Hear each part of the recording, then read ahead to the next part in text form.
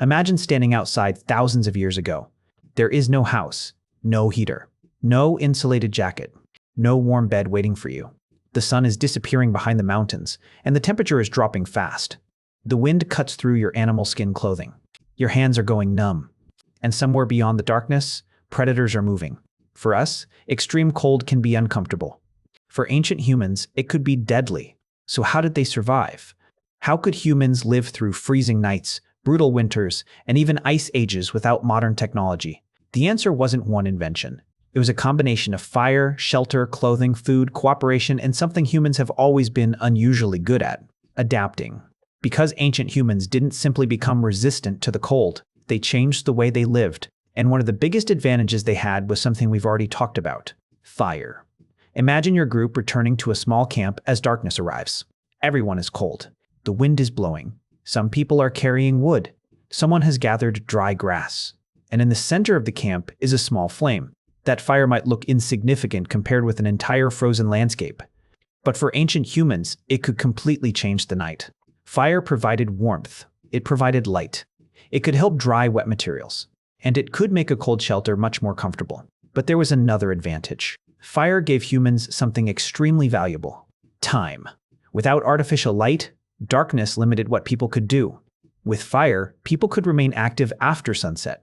They could prepare food, repair tools, work with materials, communicate, and stay together. The fire wasn't just a source of heat. It became the center of the camp. But fire alone wasn't enough. If you're standing outside in freezing weather, sitting beside a fire doesn't protect your entire body. You need somewhere to escape the wind. And this is where shelter becomes extremely important. Ancient humans didn't always need enormous buildings. A natural rock shelter, a cave, or a simple structure could make a huge difference. The most dangerous part of cold weather isn't always the temperature itself. Wind can make the situation much worse. Rain can soak your clothing. Snow can cover the ground. And once your body loses too much heat, staying warm becomes increasingly difficult. So even a basic shelter could help. A wall could block the wind. A roof could keep out rain and snow. Animal skins could be used as coverings.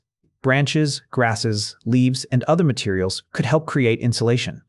The goal wasn't to build a modern house. It was to create a small space where the human body didn't have to fight the entire environment at once. And then there was clothing. This is one of the most interesting parts of the story. Humans don't have thick fur covering their bodies. We aren't naturally built like polar bears. We don't have the heavy insulating layer of a woolly mammoth. So how did humans move into colder environments? One answer was technology. Animal skins and other materials could be turned into coverings and clothing. Instead of relying on our bodies to stay warm, humans could create an external layer of protection. And this is a major difference between humans and many other animals. We don't have to evolve thick fur to survive somewhere cold. We can make a jacket. The ancient version wasn't a modern jacket with a zipper and synthetic insulation, but the basic principle was surprisingly similar. Create a layer between your body and the environment, and keep that layer dry. This ability became especially important as humans moved into colder regions. But there was another problem. Staying warm requires energy. Your body is constantly producing heat, and when you're cold, maintaining that temperature can require more energy. So ancient humans needed food. A lot of it. Imagine hunting or gathering during an ice age winter. Plants may be harder to find. Some animals may migrate. The landscape can change dramatically, and finding enough calories isn't guaranteed. But humans had an advantage. We could eat a wide variety of foods: meat, fat, fish, roots, nuts, seeds, seasonal plants, and other available resources. The exact diet depended heavily on the environment. But the important point is this: humans could adapt their food strategy to different environments.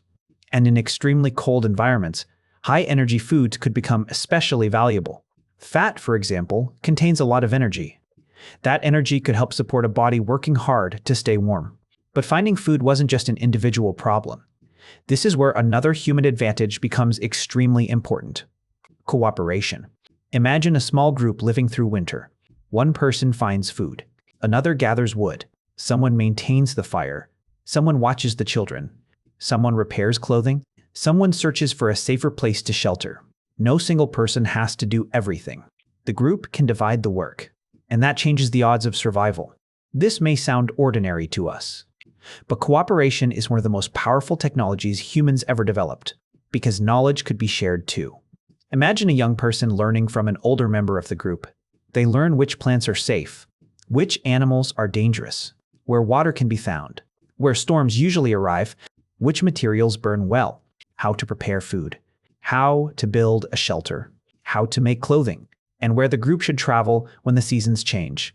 The young person doesn't have to discover everything from scratch. They inherit information, then they add to it, and eventually pass it on again. This creates something extremely powerful: cumulative knowledge.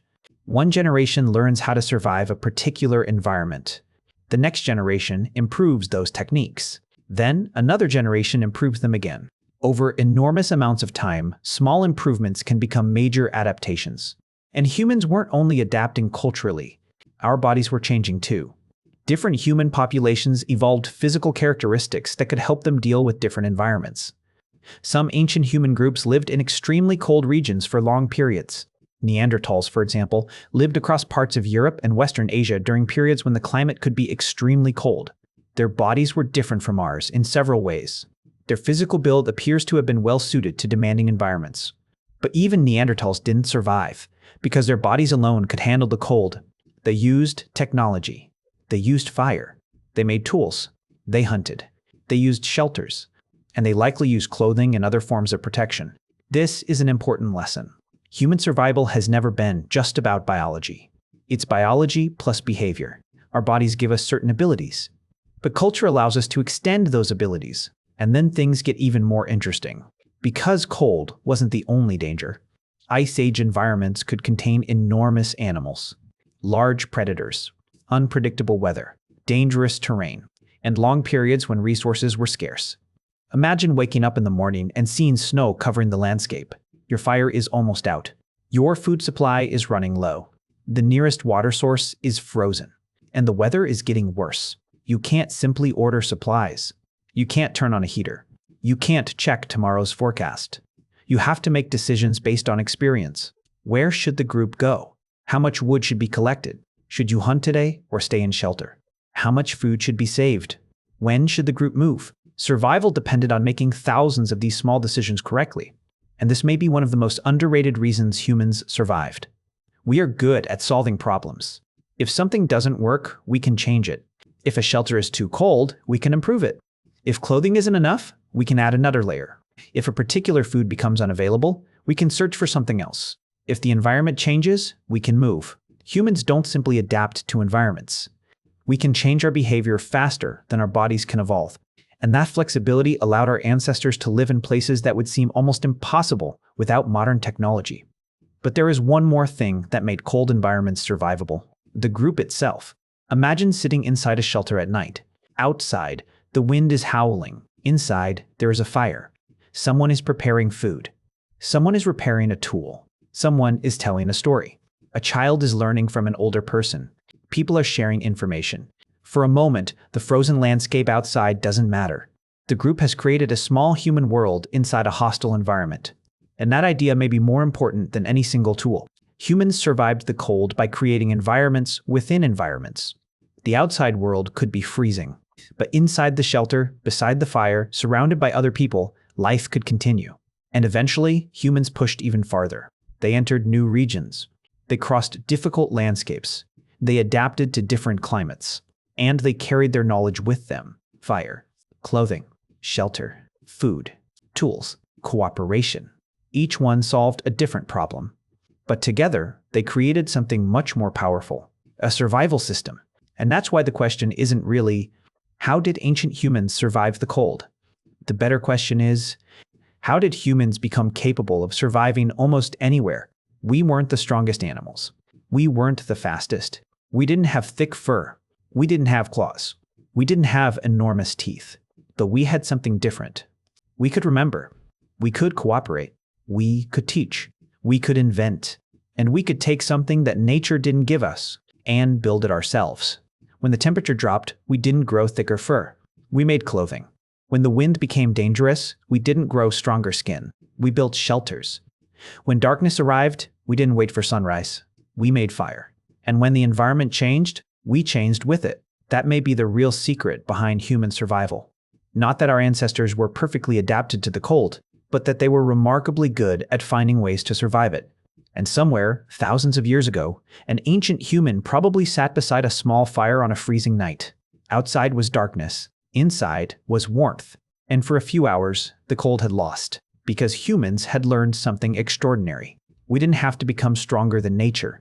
We could learn how to live with it, and that ability may be one